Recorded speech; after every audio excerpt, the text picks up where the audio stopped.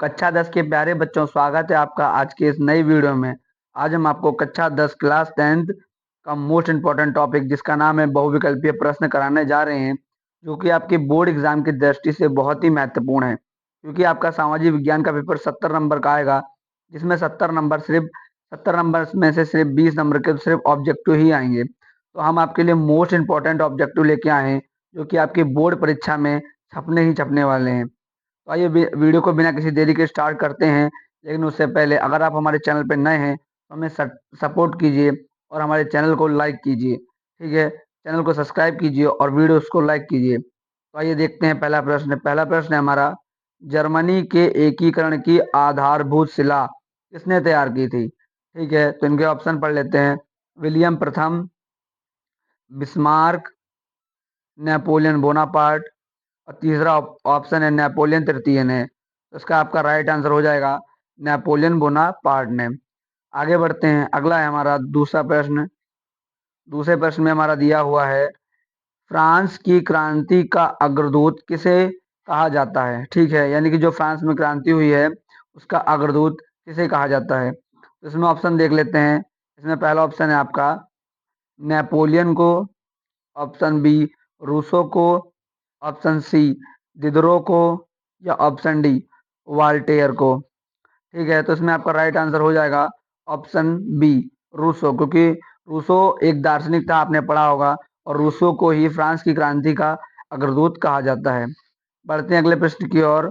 अगला प्रश्न है हमारा, सामाजिक उपबंध सामाजिक उपबंध सोशल कॉन्टेक्ट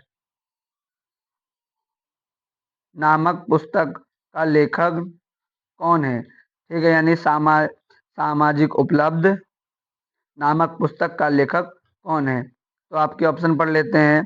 पहला ऑप्शन है हमारा रूसो, अगला है मॉन्टेस्क्यू, उसके बाद नेकर, और अंतिम ऑप्शन है हमारा दिदरो। तो इसमें आपका राइट आंसर हो जाएगा नेप रूसो। ठीक है, अगला देखते हैं। अगला है हमारा चौथा प्रश्न। ये जो मैं आपको कराने जा रहा हूँ प्रश्न, ये बहुत ही मोस्ट इंपॉर्टेंट प्रश्न है। इन्हें आप एक बार जरूर पढ़कर जाइएगा, ये आपके पेपर में जरूर फंसेंगे। अगला देखते हैं। अगला है हमारा, 1789 ईस्वी में फ्रांस की क्रांति के समय किसका शासन था? ठीक है, तो ये बहुत ही महत्वपूर्ण प्रश्न है, क्योंकि आपकी फ्रांस की क्रांति बोर्ड परीक्षा में हर साल पूछी ही पूछी जाती है। तो 1789 में वहाँ का शासक कौन था, ये आप कमेंट में जरूर बताएं, क्योंकि ये हर बच्चे को याद ही होगा। ठीक है, अगला देखते हैं। अगला प्रश्न है हमारा मोस्ट इम्पोर्टेंट, फ्रांस की क्रांति में मुख्य भूमिका किस वर्ग की थी? यानी कि वहां पर पहले तो 3 वर्ग थे, आपने पढ़ा होगा। ठीक है, उसमें से किसकी मुख्य भूमिका थी? पहला है कृषक वर्ग, दूसरा है कुलीन वर्ग, तीसरा है मध्यम वर्ग, या चौथा है मजदूर वर्ग। ठीक है, तो इसमें आपका राइट आंसर हो जाएगा मध्यम वर्ग। आगे बढ़ते हैं।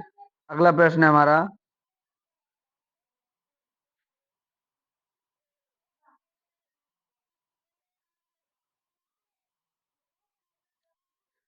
इसी में आगे बढ़ेंगे।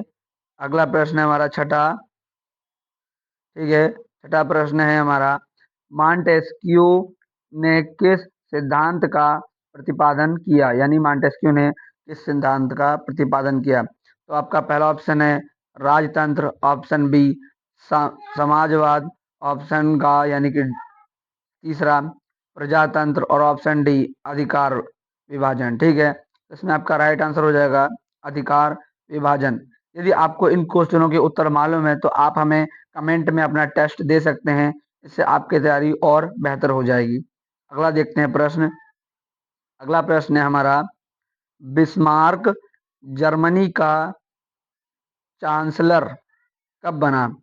यानी कि जो बिस्मार्क था वो जर्मनी का चांसलर कब बना? ठीक है, तो इसमें आपके ऑप्शन है। पहला ऑप्शन है 1884 ईस्वी, ऑप्शन बी है यानी कि ऑप्शन गा है 1856 ईस्वी, अगला ऑप्शन है 1860 ईस्वी, और लास्ट ऑप्शन है 1862 ईस्वी। इसमें आपका राइट आंसर हो जाएगा 1862 ईस्वी। आगे बढ़ते हैं अगले प्रश्न की ओर। अगला प्रश्न है हमारा, ये मोस्ट इंपॉर्टेंट है प्रश्न, ये हर साल पेपर में किसी न किसी सेट में पूछा ही जाता है। द रिपब्लिक ऑफ लॉ, यानी कि सॉरी, ये थोड़ा मिसप्रिंट हो गया क्वेश्चन। एक प्रश्न आता है आपका, द रिपब्लिक किसकी रचना है? वो अगर आपको मालूम है तो आप हमें कमेंट में जरूर बताइए। ये अगला प्रश्न आ गया है, दी द स्प्रीक ऑफ लॉ नामक पुस्तक के लेखक कौन है? ये प्रश्न थोड़ा मिसप्रिंट हो गया है, ठीक है, लेकिन ये आपका ही सिलेबस का है तो इसे अभी हम छोड़ देते हैं। लेकिन एक प्रश्न जो अभी हमने आपको बताया, ठीक है, उसका आंसर अगर आपको मालूम है तो आप हमें कमेंट में दे सकते हैं। अगला प्रश्न है, इटली का एकीकरण कब पूरा हुआ? इटली का एकीकरण कब पूरा हुआ? तो आपके ऑप्शन है 1871 ईस्वी में, ऑप्शन बी 1873 ईस्वी में, ऑप्शन सी 1876 ईस्वी में, या ऑप्शन डी 1889 ईस्वी में। तो इसमें आपका राइट आंसर हो जाएगा 1871 ईस्वी में। अगले प्रश्न की ओर बढ़ते हैं।